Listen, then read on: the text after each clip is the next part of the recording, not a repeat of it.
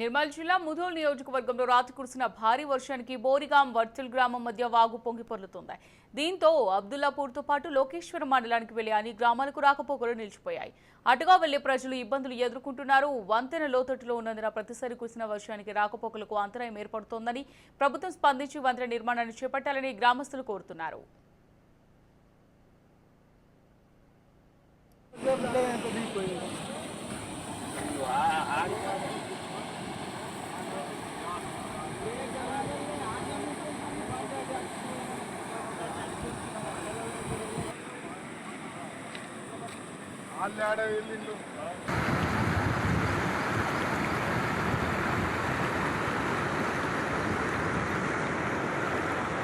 మనిషి వాడితే యాన్నో ఎంత చేస్తుందండి.